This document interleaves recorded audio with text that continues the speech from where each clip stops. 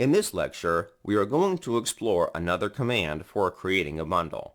A bundle refers to a file that is the finished product of our code. Behind the scenes, Gutenberg and React use a tool called Webpack. The home page provides a diagram to demonstrate what Webpack does. The job of Webpack is to take your project's files, process them, and output a new set of files. For organization reasons, you're going to have dozens of files. They will range from JavaScript to image files. Once you're done developing a block, you will want to reduce your code base into as few files as possible.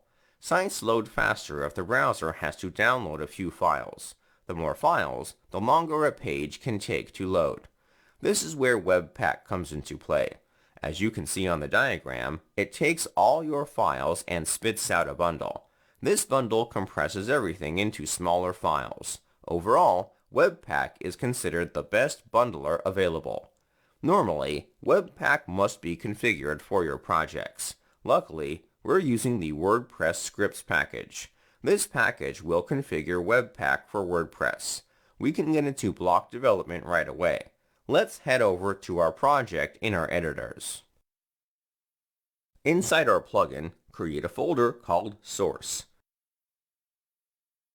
By default, the scripts package has been configured to process files created in the source directory. It's a very common directory to have in projects. As you explore projects throughout your career as a developer, the source directory is going to be a common directory you'll run across. It's considered standard practice to write your application's code inside this folder. We are going to be following this practice. Next, create a file called index.js. For testing purposes, let's try logging a message. Lastly, let's process this file. If you haven't already, open the command line. For the rest of this course, I highly recommend having the command line open. We'll be using it a lot. Inside the command line, type the following command: npm run start.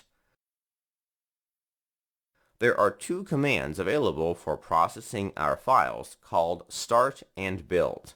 During the development phase of a block, we will constantly update our code to fix mistakes.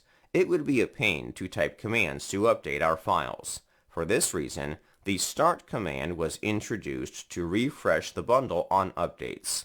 When you're finished with development, you can run the build command to build the bundle once.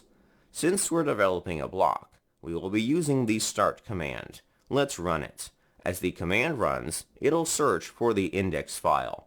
After a few moments, it'll produce a log of files that have been found and created.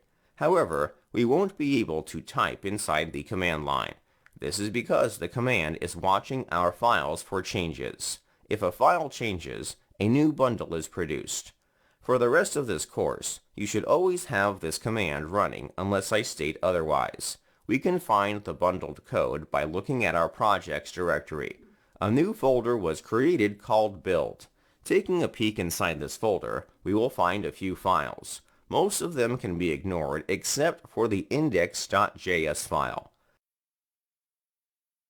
Upon opening this file, we will find our code. Perfect. This file should be enqueued, not the file in the source directory.